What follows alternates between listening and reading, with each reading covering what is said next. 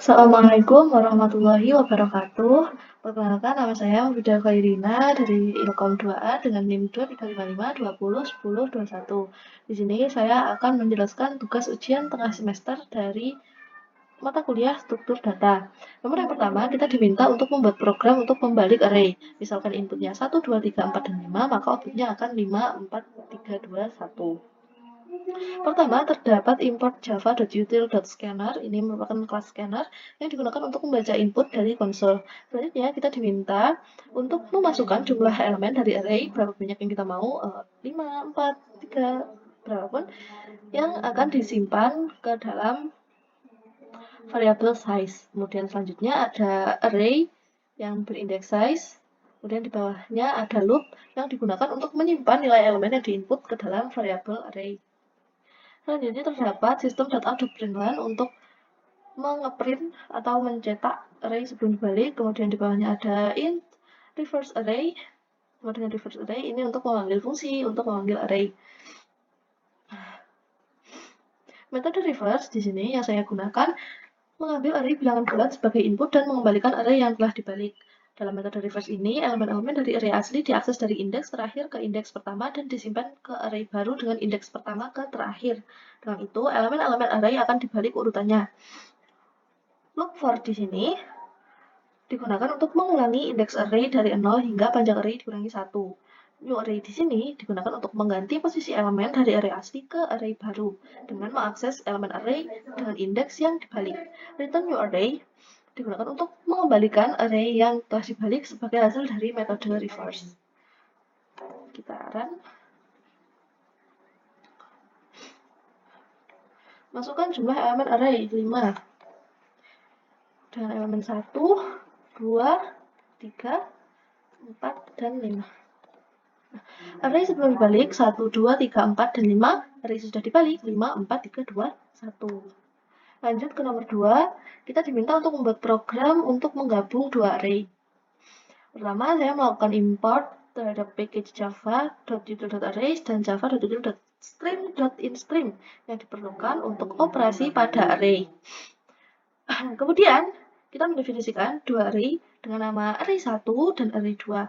Array 1 berisikan elemen 1, 2, 3, 4, dan 5, dan array 2 berisikan 6, 7, 8, 9, dan 10. Selanjutnya, saya menggunakan metode concat dari kelas instream untuk menggabungkan dua stream dari array yang sudah diberikan. Metode arrays.stream digunakan untuk mengubah array menjadi stream, dan kemudian metode dot2array digunakan untuk merubah stream menjadi array. Kemudian sistem .out.println ini untuk mencetak array, dan arrays.toString ini digunakan untuk menampilkan array. Jadi kode di sini, di atas ini berfungsi untuk menggabungkan array 1 dan array 2 menjadi satu array i, dan mencetaknya ke layar. Jadi ini outputnya harusnya 1, 2, 3, 4, 5, 6, 7, 8, 9, 10. Nah, 1, 2, 3, 4, 5, 6, 7, 8, 9, 10. Nomor 3. Nomor 3, kita diminta untuk menghitung kemunculan elemen. Pertama, sama seperti tadi, saya menggunakan kelas scanner untuk mengambil input. Kemudian pada method main di sini, saya mendeklarasikan beberapa variabel yang saya gunakan. Integer A saya gunakan untuk menyimpan jumlah elemen yang diinputkan pengguna. Kemudian variabel I akan digunakan sebagai indeks dalam looping. Kode scanner S sama dengan new scanner system.in ini akan membuat objek scanner untuk mengambil input dari pengguna. User akan diminta untuk memasukkan jumlah elemen menggunakan system.out.print dan s.nextin. S.nextin digunakan untuk membaca inputan integer yang disimpan ke dalam variabel A. Di bawahnya terdapat array C yang berukuran A. Digunakan untuk menyimpan elemen-elemen yang kita masukkan di bawah sini, di loop sini. Setelah itu, saya membuat array hitung dengan ukuran A. Semua elemen di dalam hitung diinisialisasi dengan nilai 0. Saya menggunakan for loop untuk menghitung kemunculan setiap elemen dalam array C. Array C. Variabel elemen A digunakan untuk menyimpan elemen yang sedang diproses saat iterasi. Jika hitung elemen A atau jumlah kemunculan elemen tersebut masih 0, maka ini adalah kemunculan pertama elemen tersebut. Kita inisialisasi hitung elemen A dengan 1. Jika hitung elemen A bukan 0, maka elemen tersebut telah muncul sebelumnya. Kita menambahkan 1 ke hitung elemen A untuk mengupdate jumlah kemunculannya. Setelah itu, program akan menghitung kemunculan setiap elemen. Setelah selesai, program akan menggunakan for loop di sini untuk menampilkan hasilnya. Jika hitung elemen A lebih besar daripada 0, artinya elemen tersebut memiliki kemunculan. Program akan mencetak elemen tersebut diikuti dengan pesan muncul sebanyak titik-titik kali. Selanjutnya, saya mengatur hitung elemen A sama dengan 0. Ini digunakan setelah mencetak untuk menghindari duplikasi dalam output. Dan demikian, program ini akan menghitung dan menampilkan jumlah kemunculan setiap elemen yang diinputkan oleh pengguna. Jumlah elemen 5. Dan elemen 1 sebanyak 3 dan 2 sebanyak 2. 1, 2.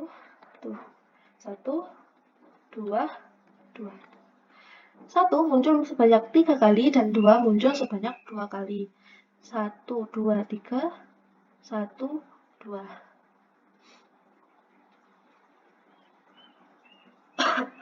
Pada nomor 4, kita diminta untuk membuat program menghapus elemen double atau elemen duplikat pada array.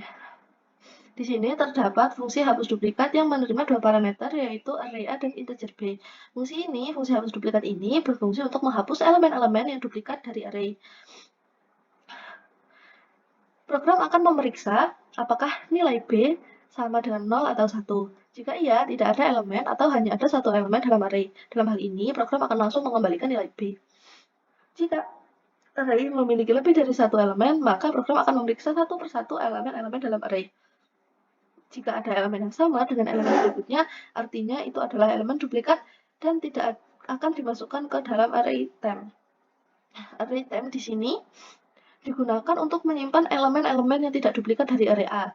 Setelah kita melakukan iterasi pada array A dan menyimpan elemen-elemen non-duplikat ke dalam array sementara temp, kita akan memasukkan atau mengganti elemen-elemen array A dengan elemen-elemen dari array sementara atau array temp tadi. Kemudian, program akan mengembalikan jumlah elemen non-duplikat atau nilai J sebagai hasil dari fungsi hapus duplikat. Pada metode main, kita disuruh untuk memasukkan jumlah elemen dan memasukkan elemen, sama seperti tadi. Setelah itu, setelah selesai membaca elemen-elemen array dari user, program akan menghitung jumlah elemen array B menggunakan fungsi hapus duplikat untuk menghapus elemen duplikat dari array dan mengembalikan jumlah elemen yang sudah diupdate. Terakhir, program akan mencetak elemen-elemen array setelah dihapus elemen duplikatnya. 6. 1, 2, 2, 3, 3. Nah, array setelah dihapus 1, 2, 3. Selanjutnya nomor 5. Nomor 5, kita diminta untuk melakukan pengecekan apakah suatu matriks tersebut matriks identitas atau bukan. Matriks identitas adalah matriks yang berdiagonal utama 1 dan elemen yang selain diagonal utama tadi adalah 0. Nah, di sini terdapat scanner untuk membaca inputan seperti tadi, dan kemudian kita diminta untuk menginputkan dimensi matriks, yaitu baris dan kolom. Setelah itu, kita punya array 2 dimensi yang berindeks baris dan kolom tadi. Setelah itu terdapat for loop untuk menyimpan elemen matriks ke dalam array matriks indeks I dan J. Setelah itu system.out.println ini untuk mencetak matriks yang sudah kita masukkan elemennya di atas tadi. Nah, itu terdapat program untuk mengecek apakah matriks tersebut matriks identitas atau bukan. Ini memanggil fungsi yang di bawah. Pada metode cek identitas di bawah ini, kita memastikan bahwa baris dan kolom berukuran sama. Dikarenakan matriks identitas hanya ada di matriks persegi, di mana matriks persegi baris sama dengan kolom. Kayak 3 kali 3, 2 kali 2, seperti itu. Setelah memastikan matriks adalah matriks persegi, maka dilakukan pengecekan diagonal pada matriks. Jika elemen yang bukan diagonal atau elemen yang berada pada baris dan kolom yang angkanya tidak sama, seperti baris 1 kolom 2, baris 1 kolom 3, baris 2 kolom 1, begitu, angkanya bukan 0, maka program akan langsung return false. Atau jika elemen yang berada pada garis diagonal, yaitu pada kolom 1, pada baris 1 kolom 1, pada baris 1 kolom 1, baris 2 kolom 2, baris 3 kolom 3, nilainya bukan 1, maka program juga akan return false. Nah, selain itu semua, berarti return true. Dan program akan menyatakan bahwa matriks adalah matriks identitas. Gitu.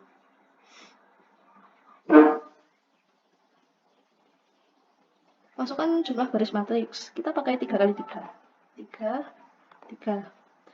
Baris 1 kolom 1, 1. Baris 1 kolom 2, 0. 3, 0. 2,1, 0. 2,21, 2,30, 3,10, 3,20, 3,31. Matriks sebelum dicek 100, 010, 01. Diagonal terletak di sini, dan ini yang non-diagonal. Yang non-diagonal 0, yang diagonal 1, yang non-diagonal 0. Matriks adalah matriks persegi karena ukuran baris dan kolomnya sama. Dan matriks di atas adalah matriks identitas. Lalu bagaimana jika angka yang kita inputkan berbeda?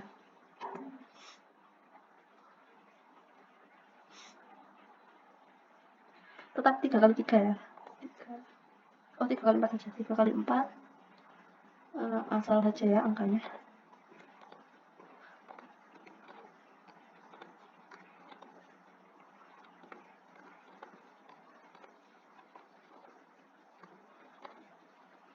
Nah, jumlah baris 3, 1, 2, 3, jumlah kolom 4. 1, 2, 3, 4. Matriks bukan matriks persegi karena ini beda baris dan kolomnya, dan matriks di atas bukan matriks identitas. Selanjutnya nomor 6. Nomor 6 kita diminta untuk membuat program transpose matriks. Maaf, ini tipe. Transpose adalah mengganti kolom jadi baris, baris menjadi kolom, kayak dibalik gitu. Kemudian di sini ada scanner untuk membaca inputan. Kemudian di sini kita diminta untuk memasukkan dimensi matriks, yaitu baris dan kolomnya, kemudian disimpan pada variabel baris, disimpan pada variabel kolom untuk menjadi indeks pada array matriks. Kemudian loop di sini digunakan untuk menyimpan elemen-elemen yang kita inputkan berbaris dan kolom itu ke dalam array matriks. Kemudian di sini terdapat program untuk mentranspose matriks. Di sini saya menggunakan loop nest loop bersarang itu untuk mengisi matriks baru dengan elemen-elemen dari matriks yang ada di posisi yang sudah ditranspose. Pada loop pertama, program mengiterasi setiap kolom dari matriks awal. Pada loop kedua, program mengiterasi setiap baris dari matriks awal. Jadi kalau yang di matriks awal, I-nya itu baris, J-nya itu kolom, kalau di matriks yang ditranspose ini dibalik. Kemudian program akan mengisi elemen baru IJ di matriks baru di matriks T ini dengan elemen JI dari matriks yang awal. Kemudian matriks yang awal tadi akan ditampilkan di sini, matriks sebelum ditranspose, kemudian yang sudah ditranspose akan ditampilkan di bawahnya.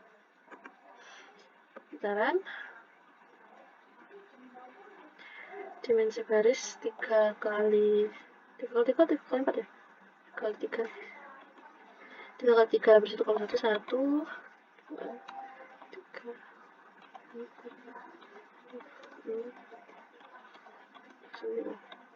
Nah, matriks belum ditranspose, barisnya di sini, ini baris 1, terus yang 147 ini kolom 1, 456 baris 2, 7 sampai 9 baris 3. Kemudian di matriks sesudah ditranspose, yang baris diubah menjadi kolom. Baris 1, 2, 3 diubah menjadi kolom 1, yang isinya 1, 2, 3.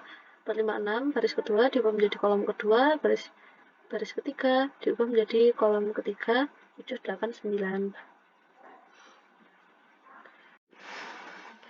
Selanjutnya nomor 7. Pada nomor 7 ini kita diminta untuk membuat program sorting.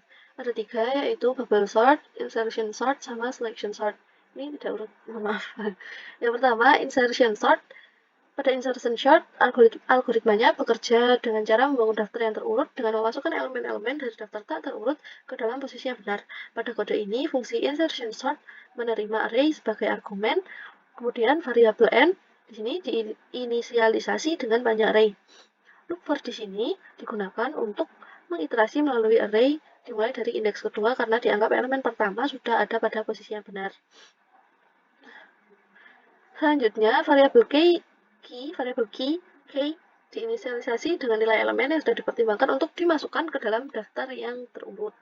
Selanjutnya, variabel j diinisialisasi dengan indeks elemen sebelum key atau key dalam daftar terurut. Dalam perulangan while, perbandingan digunakan untuk memeriksa apakah nilai array indeks j dalam daftar terurut lebih besar daripada key.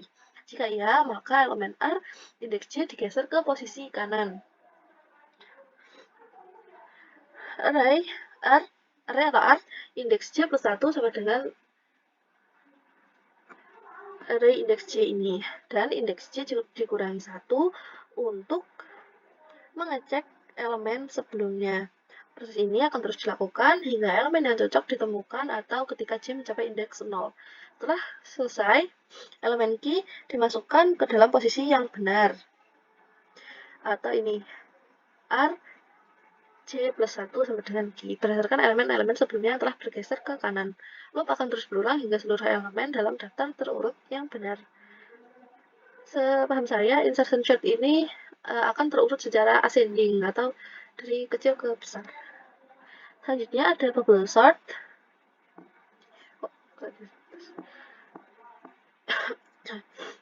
Pada bubble sort, algoritmanya bekerja dengan membandingkan dan bertukar posisi dua elemen yang berdekatan jika mereka tidak berada dalam urutan yang benar. Pengurutan dilakukan dengan cara berulang sampai semua elemen berada pada urutan yang benar. Untuk cara kerja bubble sort sendiri, ini dengan cara membandingkan dua elemen yang berdekatan. Jika elemen pertama lebih besar daripada elemen kedua, maka pertukaran dilakukan sehingga elemen yang lebih besar berada di posisi setelahnya. Proses ini akan terus dilakukan hingga selesai melewati semua elemen. Setelah iterasi pertama selesai, elemen pertama akan berada pada posisi paling akhir. Setelah itu, proses diulangi untuk elemen lainnya kecuali untuk elemen terakhir yang tidak perlu membandingkan lagi.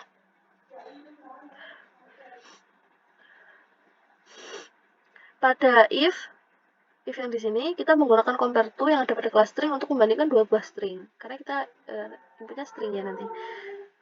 Jika nilai yang dikembalikan lebih besar daripada 0, maka array indeks j lebih besar daripada array j plus 1, sehingga mereka perlu ditukar posisinya. Begitu. Kemudian yang last but not least, yang terakhir ada selection sort. Algoritma selection sort bekerja dengan cara mencari elemen terkecil dari daftar dan menukar posisinya dengan elemen indeks yang pertama. Kemudian mencari elemen terkecil di daftar yang belum terurut dan menukar posisinya dengan elemen di indeks kedua dan seterusnya hingga seluruh daftar terurut dengan benar. Pada program ini, fungsi selection sort menerima array r, array yang ini, sebagai argumen. Kemudian variabel n diisikan dengan panjang array r dan perulangan for dilakukan untuk mengiterasi melalui array indeks 0 hingga n kurang dari 1, n-1. Ini menentukan elemen di mana yang akan menjadi elemen terkecil berikutnya di dalam pengerjaan ini. Kemudian, dalam perulangan selanjutnya, variabel min-index, ini min-index, diinisialisasikan dengan i, yang merupakan indeks saat ini. Perulangan for, looping for, kan biasanya dimulai dari i plus 1 hingga indeks terakhir n-1. Tujuannya untuk mencari elemen terkecil dalam daftar yang belum terurut. Nah, dalam perulangan selanjutnya, loop yang selanjutnya, variabel selanjutnya, perbandingan r index j compare to r min index ini kurang dari 0 digunakan untuk memeriksa apakah nilai R indeks C lebih kecil daripada nilai R min indeks. Jika iya, maka min indeks diperbarui dengan C yang menandakan bahwa R indeks C adalah elemen terkecil yang ditemukan dalam daftar yang belum terurut sejauh ini. Setelah perulangan selesai, elemen terkecil yang ditemukan R min indeks akan ditukar dengan elemen di R indeks I yang merupakan elemen di posisi saat ini dalam iterasi. Hal itu dilakukan dengan menggunakan variabel sementara temp ini untuk menukar posisi elemen-elemen dalam array. Dan langkah ini akan terus berulang hingga seluruh elemen dalam daftar terurut dengan benar. Untuk ketiga-tiganya ini sama-sama ascending. Setahu saya sama-sama ascending dari nilai terkecil ke terbesar. Kita run dengan input ini ya, Rizka, Nindi, Ilham, Vicky, Bagas, Manda, Ali. Kita coba run. Nah, Ali, Bagas, Ilham, Manda, Rizka, Vicky.